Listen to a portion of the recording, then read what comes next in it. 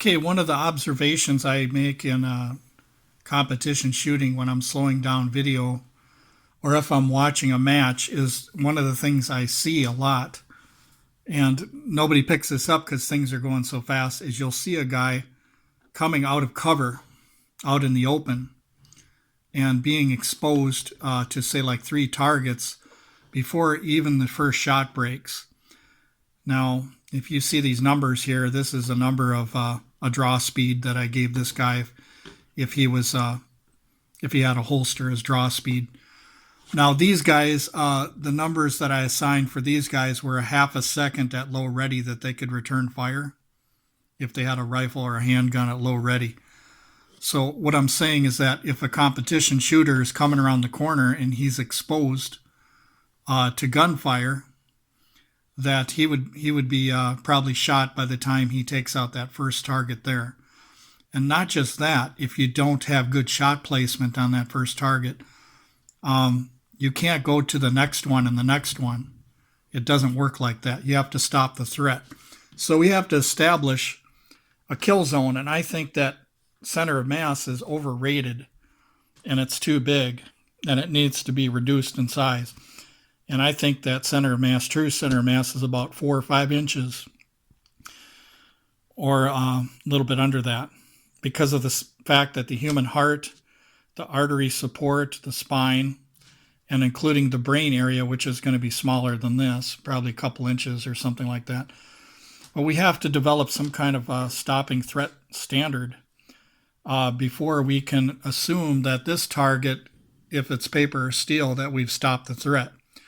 So if we have a standard of having 2 good shot placements right here in a 4-inch zone, then this guy, we could assume that he's down and then go to the next guy and the next guy. But the problem with the competition shooting is when you slow down video, you'll find that, once again, that the guy is not slicing the pie like he should.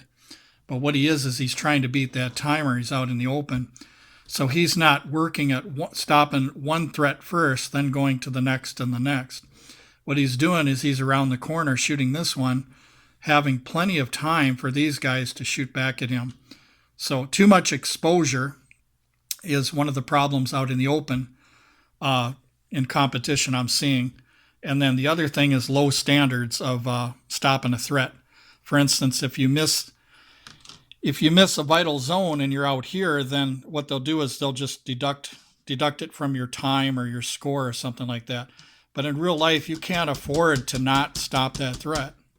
And that's one of the problems that a lot of people are overlooking, and that's why we need to modify the shooting sports. But I'm not going to name the organizations, the shooting sports organizations, because of copyright laws.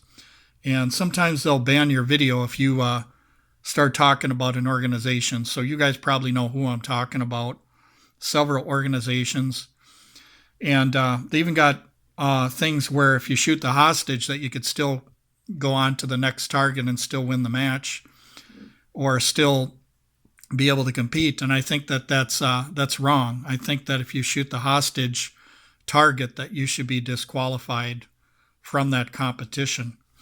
And I feel that if you don't stop the threat in the vital zones and you don't get 2 good hits, that you should not be allowed to transition to the next target or the next stage. So if you got this stage here and none of these threats have been stopped, or let's say that 2 of them have been stopped but not the last one, it makes no sense to go to the next transition or stage, or next stage I should say, from this stage to this stage where you're shooting through a window or around a corner or something like that. It makes no sense to do that, because what it teaches is it teaches that you don't have to finish what you started, and that's wrong. You have to finish stopping the threat. You cannot go to another threat until you finish stopping the first one. As Robert Keller said, you can only kill one person at one time.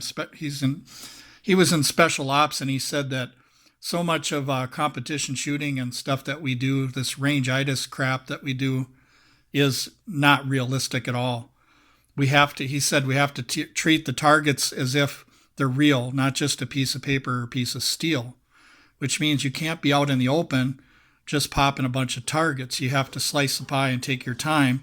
Well, that's kind of against all the thoughts about beating your time on that timer, because if you worship the timer and that's all you care about is getting your time lower and lower, then what good does it do if you're not shooting the right way, if you're not stopping the threat? You have to stop the threat first, then move on to the next. But anyway, thanks for watching, guys.